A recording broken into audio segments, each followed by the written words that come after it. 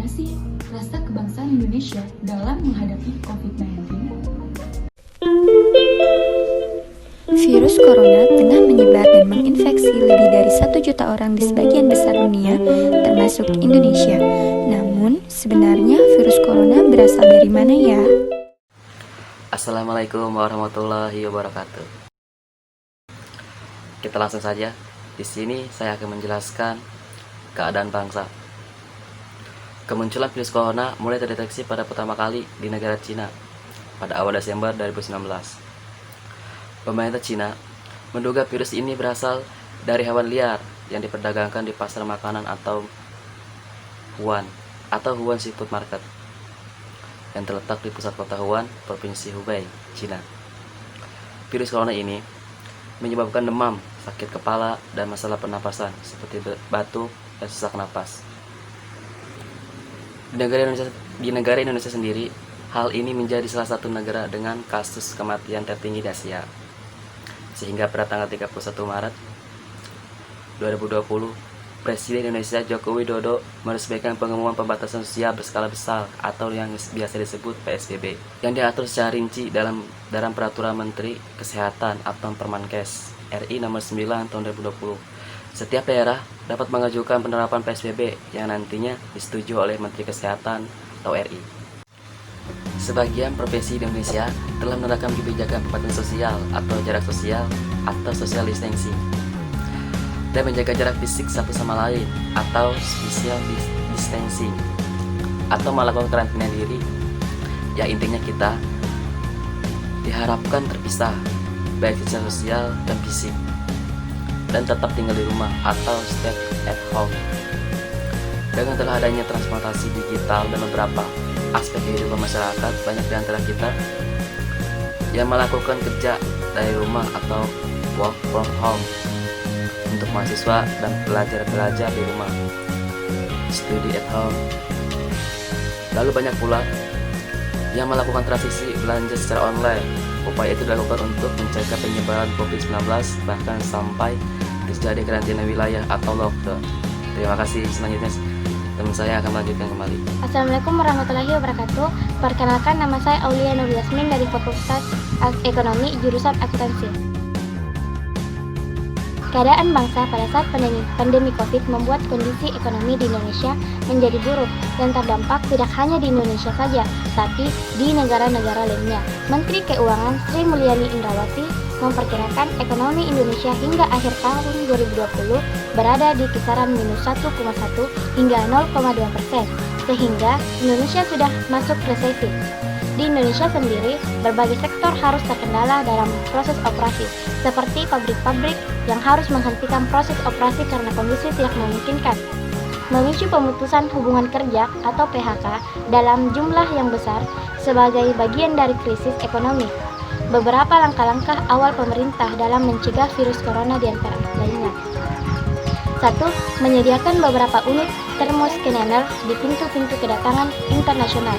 Pemerintah melarang penerbangan maskapai di Indonesia ke Cina. Pemerintah juga menghimbau masyarakat pelaksanaan ibadah semua agama dilakukan di rumah saja. Masyarakat dihimbau untuk tidak mudik lebaran oleh Menteri Agama. Hal ini untuk mencegah orang tua yang rentan akan tertular virus corona. Sekian, terima kasih. Saya Dara Fanti, saya ingin membawakan tentang dampak COVID pada perekonomian Indonesia. Pada tahun 2020, adanya COVID-19 ini sungguh sangat menjadi perhatian. Dampak yang terlihat tidak hanya mempengaruhi pada kesehatan masyarakat, akan tetapi juga mempengaruhi pada perekonomian negara. Banyak kerugian yang terjadi pada perekonomian Indonesia, di antaranya sulitnya mencari pekerjaan, banyaknya karyawan yang terpaksa harus dirumahkan tanpa digaji sampai batas yang belum diketahui. Bentuk nyata yang terlihat dari dampak COVID-19 ini adalah kejadian PHK. Banyak karyawan yang terpaksa harus dirumahkan tanpa digaji dan berbagai perusahaan juga terancam bangkrut.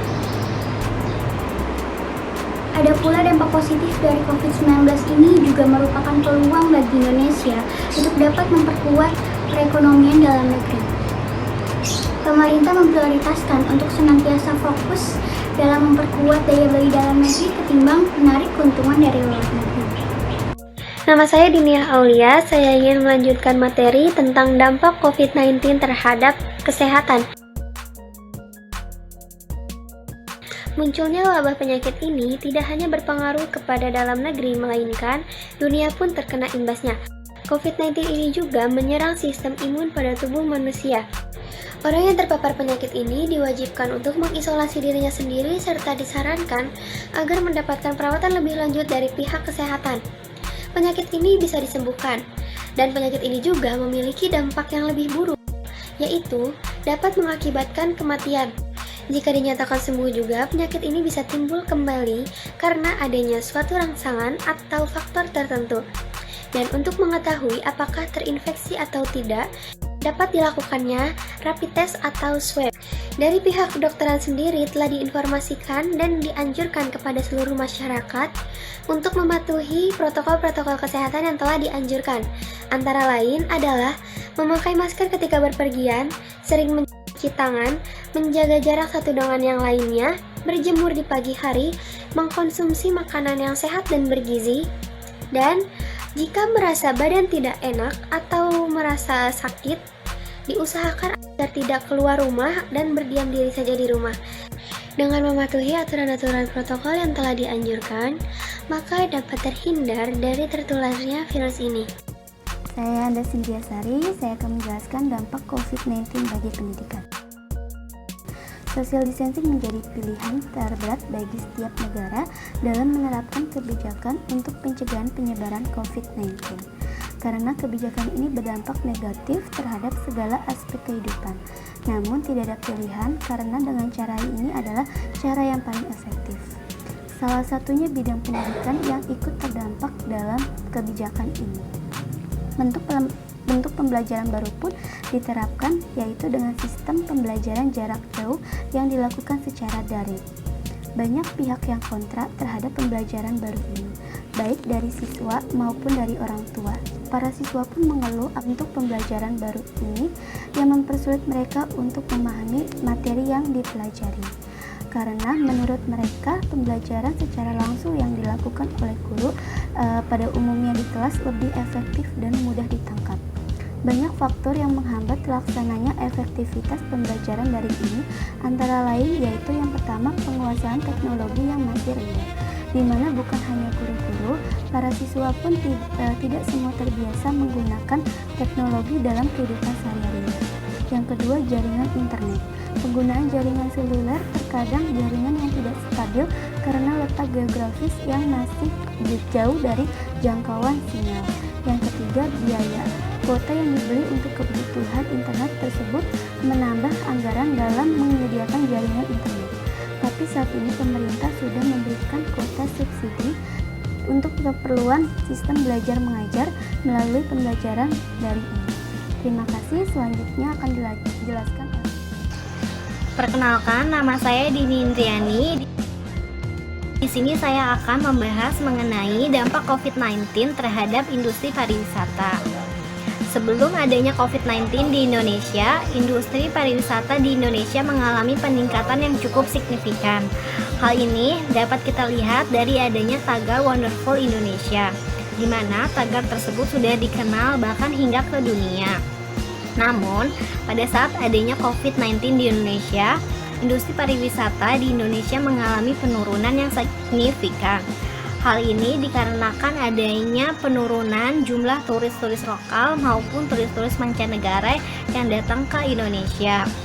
Dari banyaknya sektor yang terdampak dari adanya pandemi, sektor pariwisata merupakan sektor yang paling besar terdampak.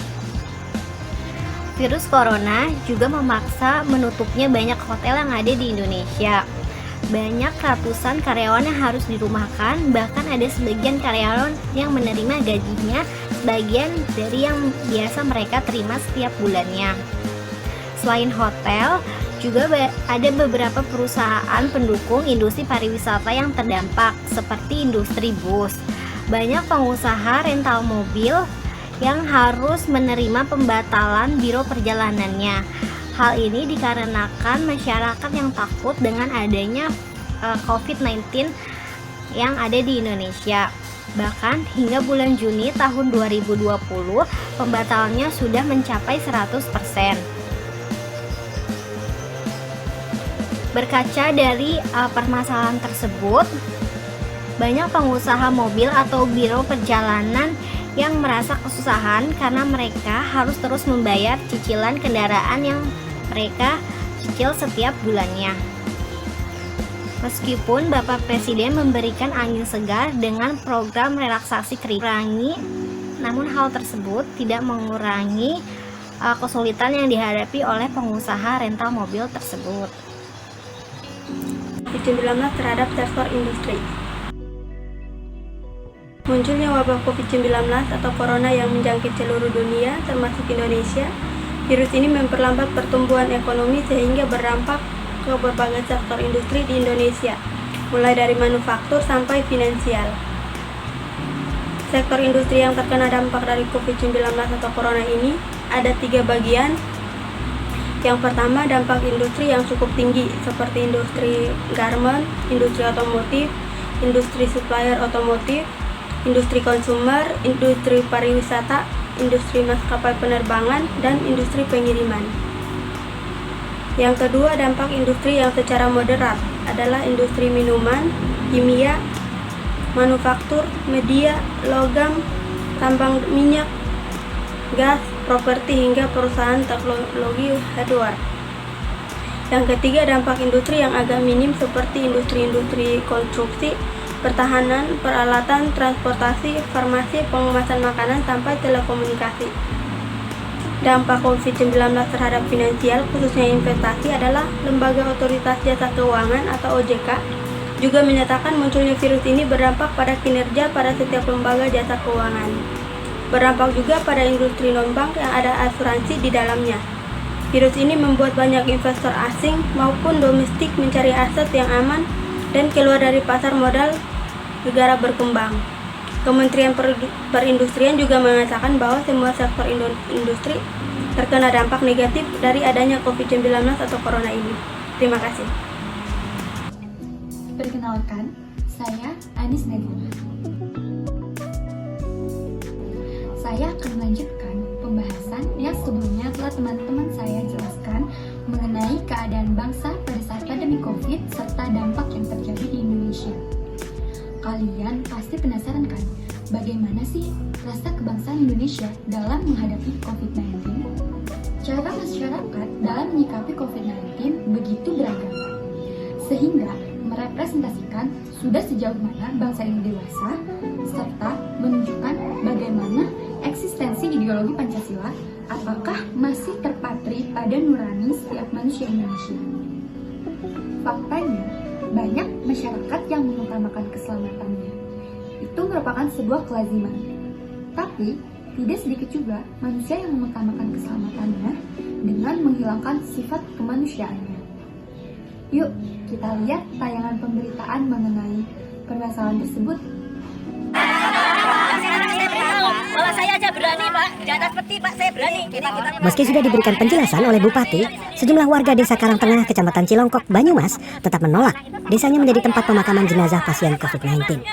Warga terus menutup jalan agar ambulan yang membawa jenazah berikut rombongan tak bisa melintas. Warga bahkan sempat melempar ambulans dan memaksanya berbalik arah. Bupati Banyumas yang semula sabar memberikan penjelasan pun akhirnya emosi. Ada virus itu adanya di orang hidup. Virus itu adanya di orang hidup, bukan orang mati. Upaya Kapolresta Banyumas yang ikut bersama rombongan untuk menenangkan warga juga tidak berhasil. Sebelumnya, warga 3 desa sudah menolak jenazah pasien COVID-19 ini dimakamkan di wilayah mereka. Bupati Banyumas pun menyarankan agar jenazah dimakamkan di daerah yang jauh dari pemukiman. Tapi lagi-lagi warga setempat menolak. Makam jenazah yang sudah dikebumikan pun akhirnya dibongkar. Bupati bahkan ikut membantu petugas, ikut menggali makam dan menggotong peti jenazah ke ambulan. Atas kejadian ini, Bupati Banyumas meminta maaf pada warga. Saya juga mohon maaf. Jenazah pasien COVID-19 akhirnya dimakamkan di salah satu desa di Banyumas. Imam Amarwoto, Banyumas, Jawa Tengah. Nah, kalian sudah lihat kan tayangan pemberitaan tersebut? Menolak dikuburkannya jenazah terpapar virus COVID-19 merupakan fenomena sosial yang begitu menyakitkan, serta menjadi catatan kelam bagi keberlangsungan hidup bangsa ini. Jenazah tersebut dianggap aib, penuh dosa, serta keberadaannya ditolak oleh oknum masyarakat. Kasus lain yang terjadi adalah adanya sebagian masyarakat yang memunculkan pasien COVID-19 yang sudah sembuh. Sikap-sikap seperti di atas tentu sangat jauh dari pengamalan nilai-nilai Pancasila. Menolak jenazah yang terindikasi COVID-19 dapat merusak kesatuan dan persatuan bangsa. Hal tersebut merupakan perbuatan yang keji, tidak manusiawi, serta merepresentasikan bangsa yang tidak beradab. Sebagai bangsa Indonesia yang harus kita pupuk bersama dalam menghadapi COVID-19, yang sembuh maupun yang meninggal, dengan memperkuat solidaritas. Kasus lainnya juga, masih banyak masyarakat Indonesia yang membeli masker, hand sanitizer, bahkan terdapat beberapa masyarakat yang meminjam alat APD sebagai alat medis pencak. Segala sesuatu yang berlebihan, apalagi meminjam merupakan hal yang tidak harus dilakukan. Ya, sebelumnya saya dengan Fitriana. Sebelumnya di sini saya akan menjelaskan untuk materi rasa kebangsaan individu setelah adanya COVID-19. Nah, di tengah pandemi yang saat ini melanda Indonesia, seharusnya setiap warga Indonesia memiliki hak dan kewajiban masing-masing. Yang mana saat ini untuk perang melawan virus corona di tanah air belum juga selesai. Namun era untuk kenormalan baru atau tatanan kehidupan baru masyarakat atau yang biasa kita sebut sebagai new normal life itu sudah dimulai setelah masa pemberlakuan PSBB atau pembatasan sosial berskala besar. Nah, di sini sebagai individu, tentunya kita harus memiliki rasa kebangsaan di masa pandemi Covid seperti ini. Caranya dengan menerapkan berbagai protokol kesehatan yang sudah ditetapkan baik dari pemerintah pusat ataupun pemerintah daerah. Nah, tanpa memiliki rasa nasionalisme yang tinggi, yang didukung dengan kesadaran dan kepedulian tinggi, sangat sulit kiranya untuk kita melaksanakan new normal life secara baik. Contoh, rasa kebangsaan individu saat ini antara lain yang pertamanya adanya solidaritas sosial dalam rangka membangun persatuan untuk memutus penyebaran rantai COVID-19. Yang kedua, berempati kepada mereka yang terdampak COVID-19, salah satunya dengan cara memberikan bantuan. Nah, seperti obat-obatan, bantuan logistik, bahkan menggalang donasi untuk membantu yang terdampak di COVID-19 tersebut. Kemudian, bersatu pula untuk melakukan pemulihan atau recovery ekonomi dengan memperhatikan segala protokol kesehatan yang saat ini ada. Yang ketiga, mematuhi kebijakan pemerintah pusat maupun daerah untuk selalu menjaga jarak atau yang biasa kita sebut dengan physical distancing. Perkenalkan, nama saya Dehra Luna. Saya akan melanjutkan materi rasa kebangsaan Indonesia menghadapi COVID-19. Aktualisasi bela negara itu sendiri adalah bagaimana bangsa Indonesia harusnya dapat saling menjaga serta bahu-membahu dalam semua aspek kehidupan, utamanya dalam menghadapi pandemi COVID-19 ini. Semangat bersatu akan sangat berdampak positif pada kehidupan berbangsa serta bernegara. Dengan semangat kesadaran nasionalisme, maka persatuan serta ketertiban sosial di tengah pandemi ini akan tetap terjaga.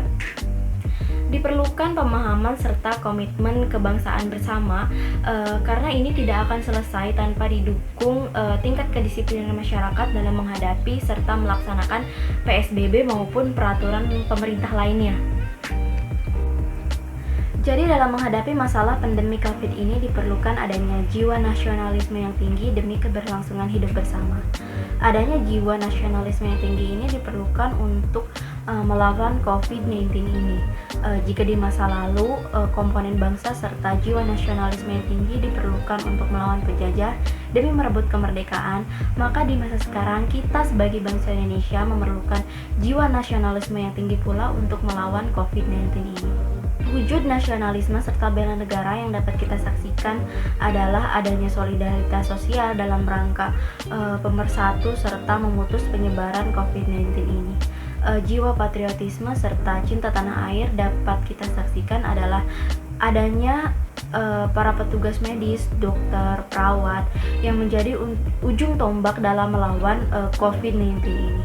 Tidak dapat kita pungkiri bahwa para petugas medis adalah patriot kemanusiaan serta patriot bangsa yang saat ini berada di garis depan untuk melawan COVID-19 ini serta wujud nyata dari bela negara dalam menghadapi masa pandemi COVID ini.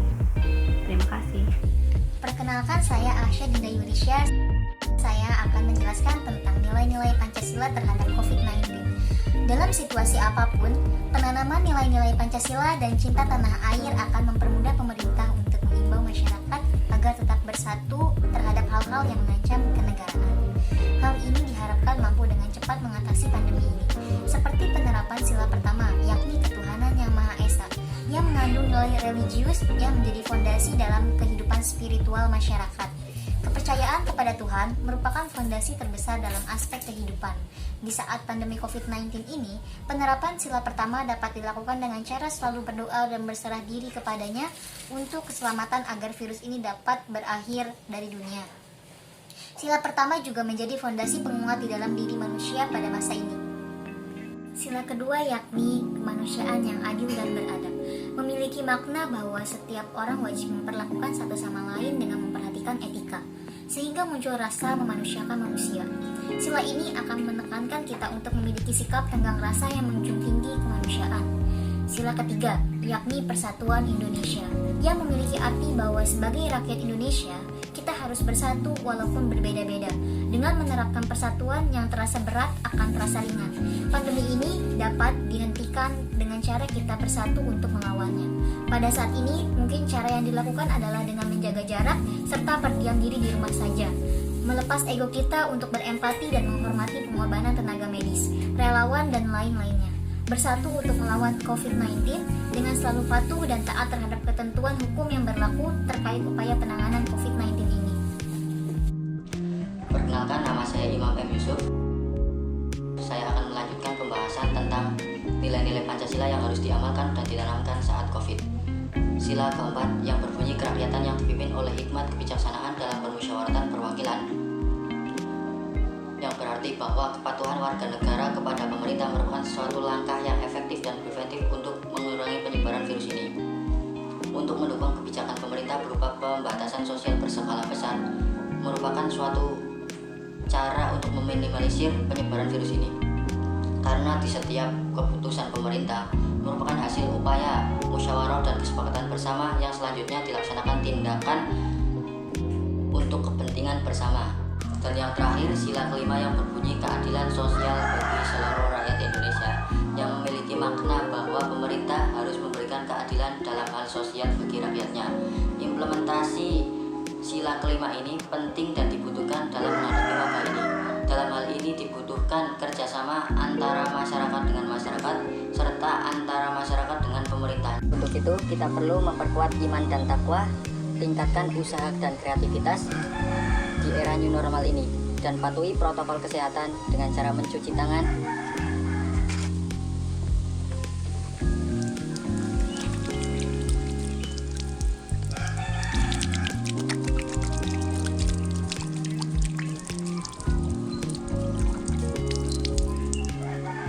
dan jangan lupa memakai masker agar terhindar dari paparan virus corona.